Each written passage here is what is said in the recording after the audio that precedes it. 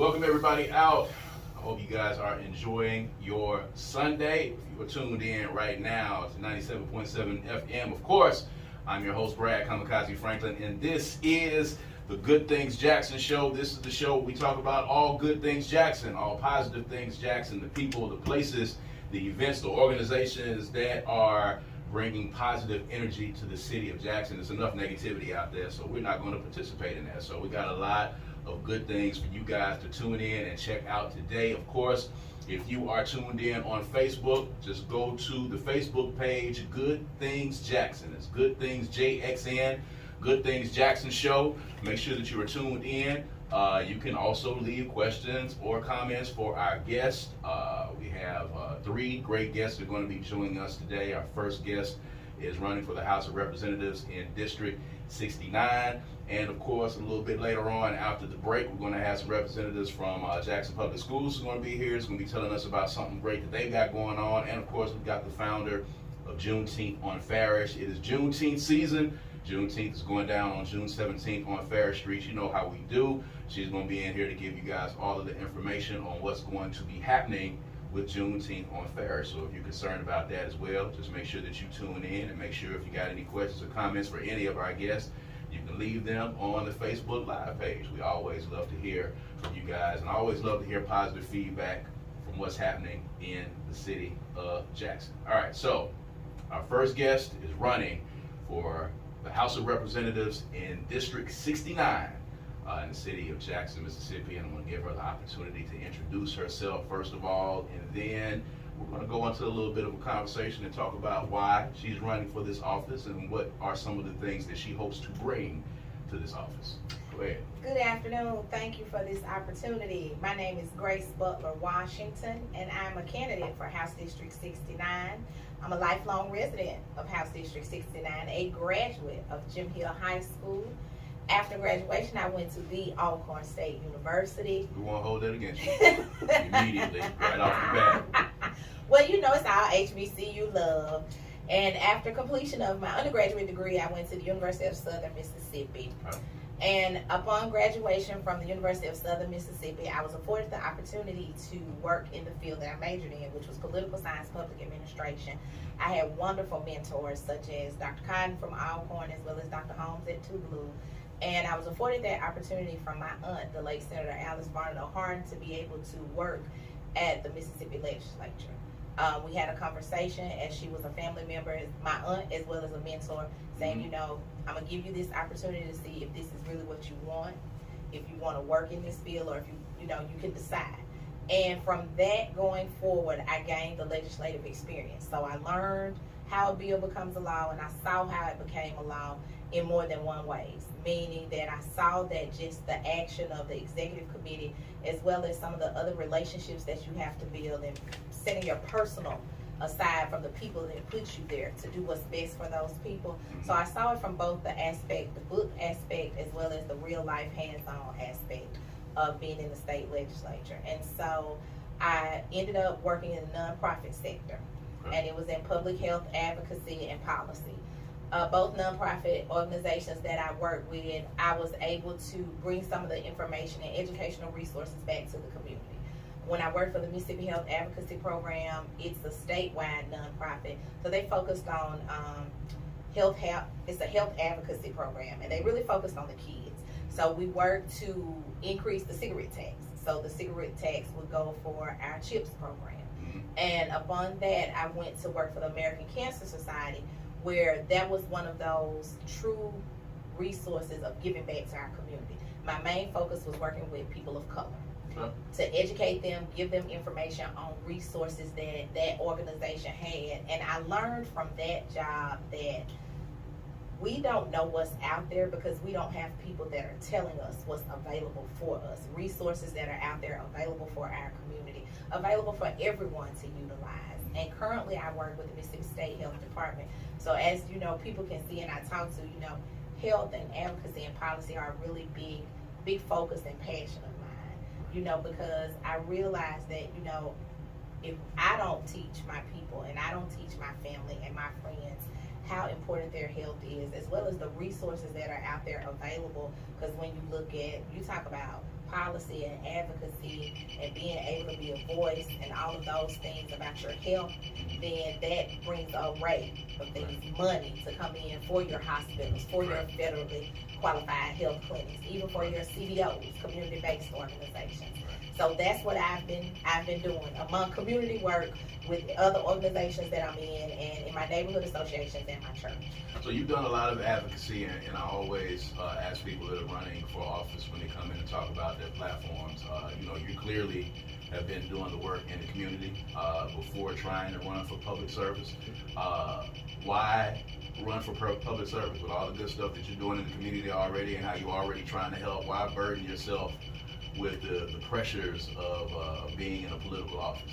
Well, I want to be able to help in a bigger, broader way. Mm-hmm. And when you look at the House of Representatives, when you look at our state legislature, the culture and the climate that we're currently in, it is not a culture for Democrats. And it hasn't been based on the bills that have been passed this session. It hasn't been a culture for people that look like me. Right. Now, I wanted to be able to go and serve those voiceless people who have no voice. The people of District 69, that's the district that I grew up in, and it used to be Jackson used to be where everybody wanted to live. Mm-hmm. Now, everything that you hear about Jackson, it is bad, but it's good things going on in Jackson. Absolutely. That people don't talk about. And I just wanted to be able to be a voice for the community in 69. Because when you look at the district of 69, most of the people that are in 69, it's as I like to say, a seasoned district. They're our parents, they're our grandparents, and they have vested interests in that community.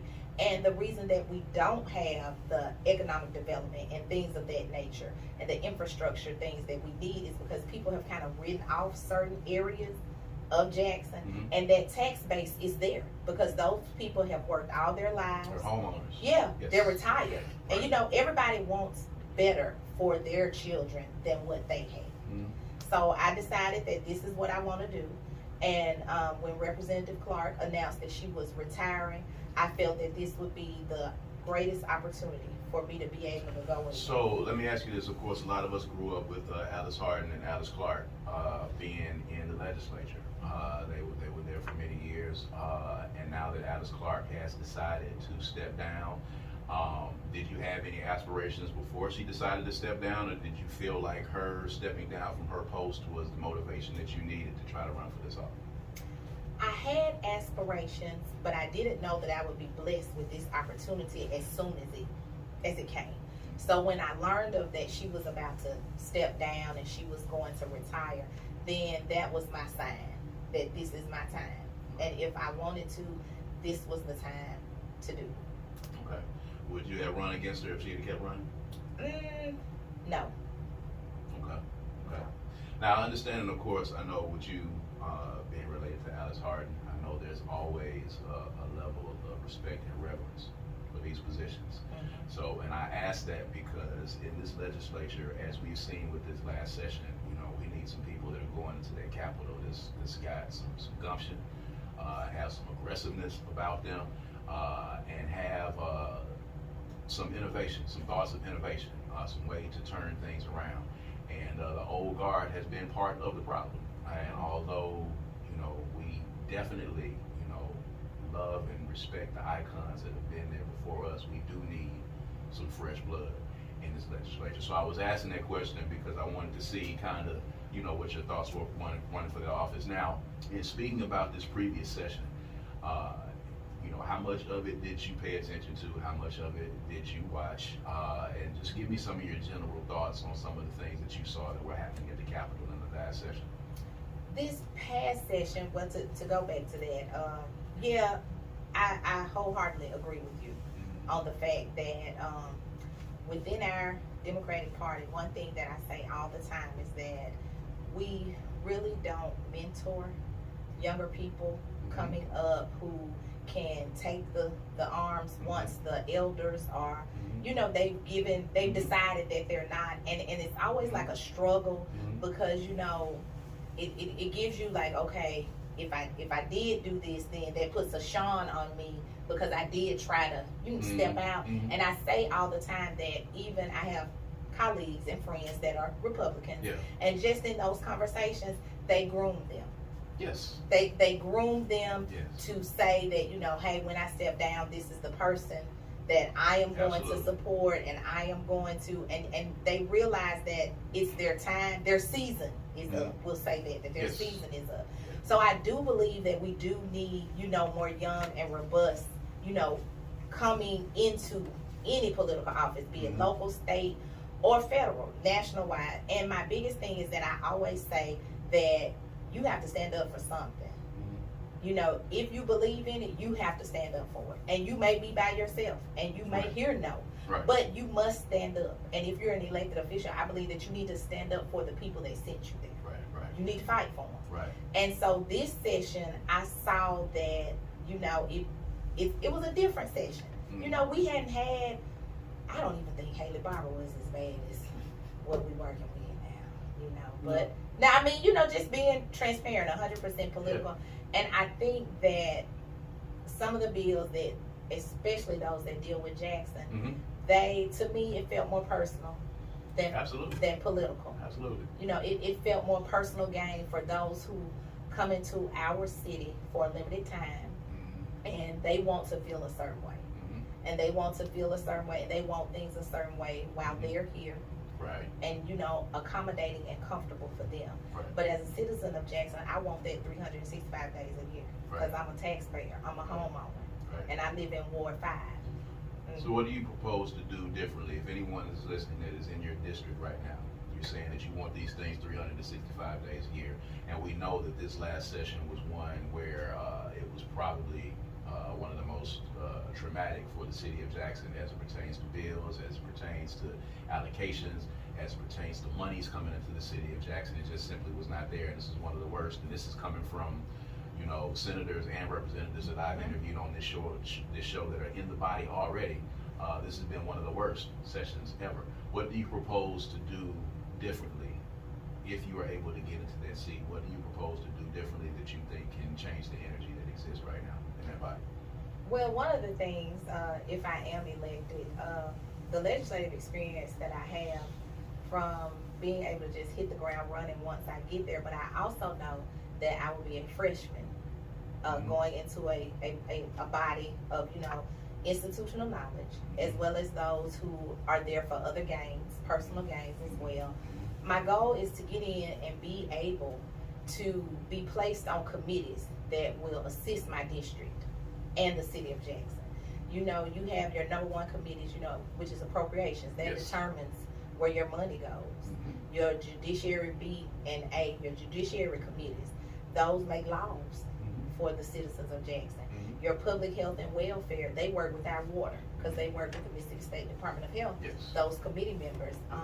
You have your public safety, which is, you know, who works with our highway patrol, which is our Department of Public Safety.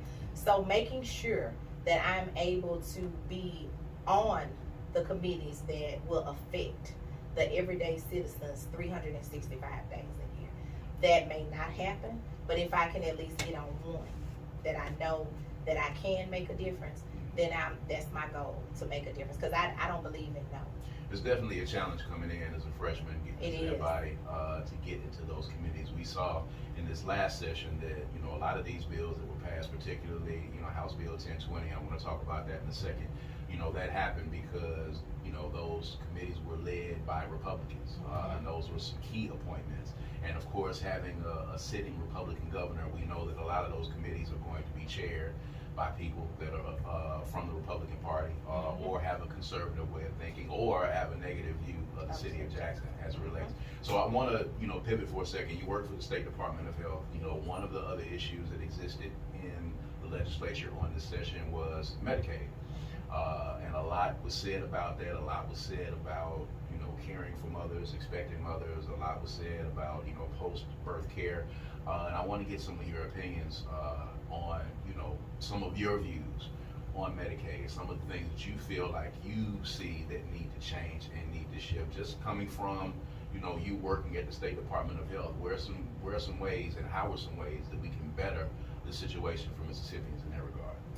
I think that was one of the good things for women, you know, that came out about the postpartum with Medicaid. But we we did that, we can expand Medicaid. The expansion of Medicaid would help truly numerous of citizens in the state of Mississippi, locally and statewide. And as working for the State Department of Health, as long as just being in the health advocacy field, Medicaid, expansion of Medicaid is one of the most crucial things that we can do. As I work in the position that I currently have, and as I travel to conferences and we share best practices within other states over my program, I learn a lot of different things that we are still behind on, you know, within our systems. Number one, our systems don't talk. So if you receive any type of benefit within the state, Medicaid or TANF, it's no way that they talk. So our systems don't talk. So I think that within our systems, that's something that we need to work on. We need to be able to work on that as a state in regards, coming from that perspective, from the State Department of Health perspective, with our systems being able to talk. That allows us to be able to see where we really are with some of our federally funded programs and the additional funds that we get, because data controls everything. That's how we're getting our funds. That's how we're getting our federal grants.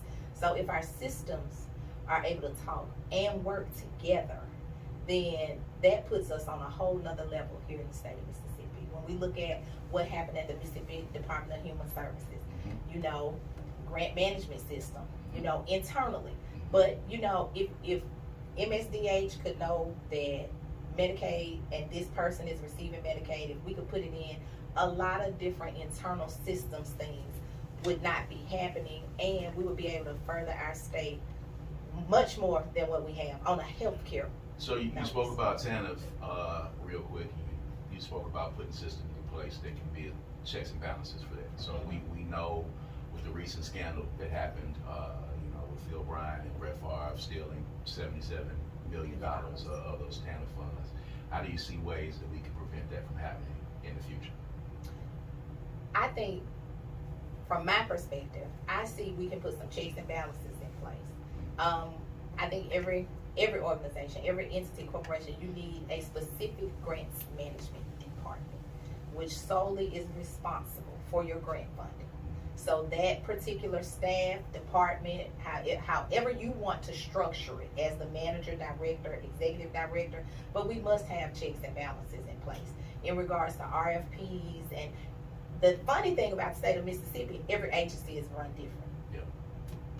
Yeah. They're kind of working in silos. They are. And I think that's probably one of the most detrimental things to our state. Yes. It really is. And I think everybody, and you can see that with what happened with the welfare dollars, because that department was basically running autonomously over there. You know, there were no checks and balances in place. The money was able to be moved around. Nobody was checking on what this money was being spent on. And when you talk about, you know, Phil Bryant, you talk about Brett Favre, you go all the way down to the DiBiase family as well. When they list the things that this money was spent on, you know, the things that they could actually trace and see that the money was spent on, you have to ask yourself, you know, was there a system of checks and balances in place? And was there someone at the top of that chain that was really willing to watch those dollars?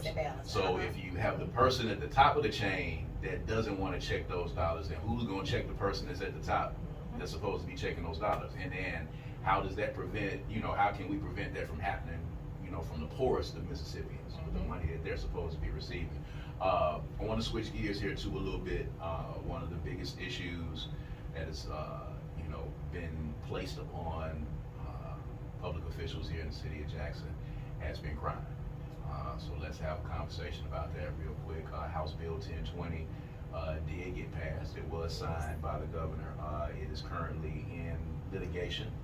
You know, we did have some of the litigants on the show a couple of weeks ago, and right now the injunction that they filed was denied. So, you know, the law is still going to go through as it takes effect. There's still a possibility that there can be an injunction to stop it from taking effect in July, and those in the legislature that were for this bill, you know, seem to think this is something that the city of Jackson needs to help curb these crime numbers. You're dealing with a district over in West Jackson that a lot of times people want to point their finger at and say this is one of the areas and these are some of the neighborhoods that we need to be looking at, of course. Let's just get some of your thoughts for people that are listening, prospective constituents, on, you know, what your thoughts are, your remedies for what's happening in the city of Jackson now, and some of these crime numbers that we see that have gotten larger over time. Yes. Crime is one of the biggest things and the biggest questions that I get as I'm out canvassing and going through community neighborhoods, as well as, you know, just talking to individuals who, when you tell them you're running for office, that's what they talk about. They talk about crime and water, you know, and so crime is the issue here in Jackson. And again, I think that with this session, I think everybody wants to be safe and secure and they want to be protected. But I don't think that citizens of Jackson wanted anyone else to come in and tell us how we can be protected.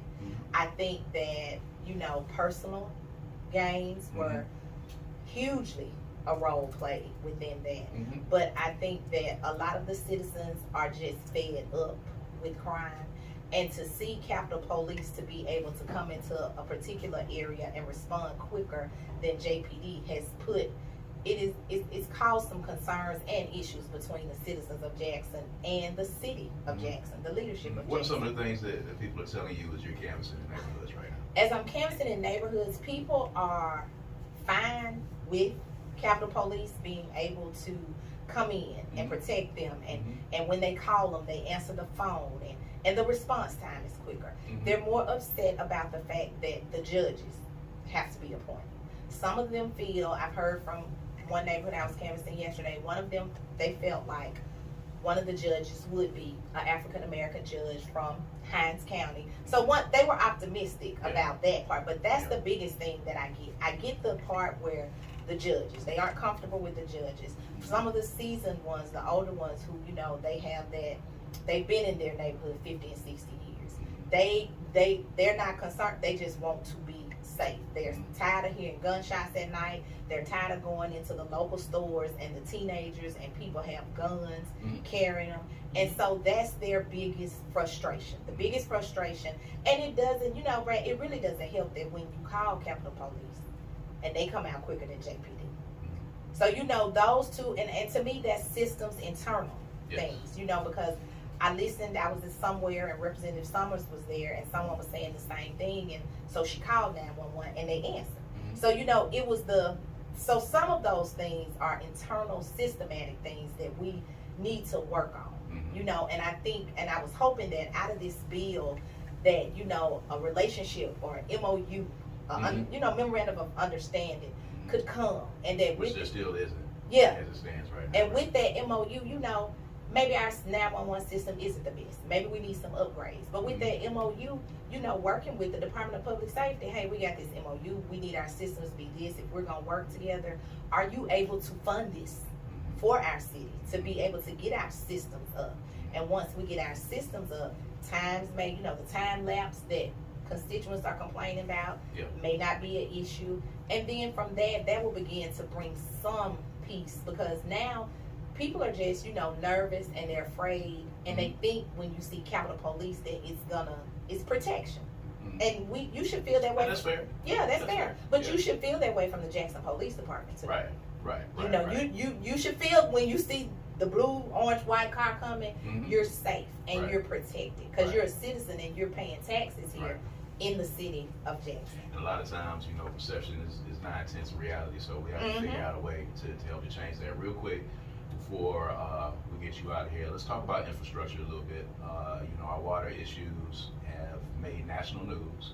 The legislature has had a lot to do with that. A lot of the monies that, you know, were allotted for the city of Jackson, you know, that is the body that approves or disapproves that money for us. You are representing, or hopefully will be representing, a district that, you know, usually is the first to lose water and one of the last neighborhoods to get water back, just because of their proximity to, you know, the plant.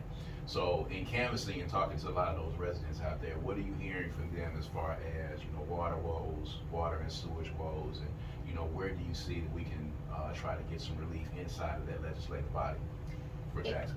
In talking to constituents, most of them are concerned about the fact, number one, about the fact now that if they want to pay their water bill face to face, they have to go over the Pearl. That was one of the biggest things that I've heard recently. Yeah. Second is from sewer drainage.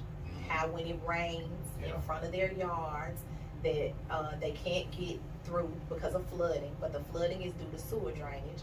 And when they call Public Works, that there's only one vehicle that is available to come and clear the sewers out for the water to drain, and that they are personally having to take their shovels and dig to make the water, go down. Because as you said, District 69 covers Central West Jackson and parts of South Jackson. Yes. So within canvassing and being in different neighborhood association meetings, those are two of the biggest things in regards to infrastructure that I hear, and I try to explain to people, this is something that it didn't just happen. It's over time that, we've put Band-Aids on top of and haven't been able to fix. But as soon as we were given some relief, again, the powers that be wanted to come in, and they wanted to help us now that we've been given relief, which I'm sure, previous administrations asked the legislature for the same assistance. Yes, and it wasn't, given. Yeah, right. And that's based on, Jackson is you can tell it's a beautiful place to be because the powers that be want it. Yes. From our airport on down. That's right. So I think that the biggest issue with the infrastructure is that I really feel we're in a good place in regards to that we have the funding. We just have to make sure that our city leadership and that the city of Jackson has the infrastructure internally to get things back to where they need to be. There you go. All right, for anyone that wants to donate to your campaign, if they want to reach out to you, if they want to have a personal conversation with you just to talk about your platform, give them all of the social media handles and all of the contact information. On Facebook, it's Grace for House 69. On Instagram, it's the same, Grace for House 69. My contact information is 601-201-4275. Email address is tamaraG4house69@gmail.com.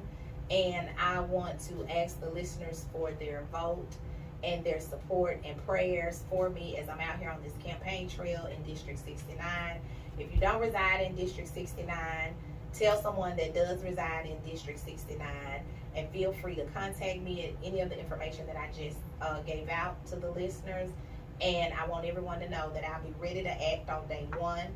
I'll be ready to be held accountable. I'm capable to do the job, and I can be trusted. There it is, Grace Butler-Washington, running for the vacant seat in District 69 for the House of Representatives in the state of Mississippi. You got all of that information and you want to donate to her campaign, please make sure that you reach out to them. Please make sure that you're registered and that you go vote and you exercise your right to vote when it's time. All right, we're going to take a quick break. When we come back, we're going to talk about some great things that are happening at Jackson Public Schools, and we're going to be talking about what's going to be happening this year on the 2023 Juneteenth on Farish Festival. There's a lot of good stuff going on in the city of Jackson, man. We're going to take a quick break. We'll be right back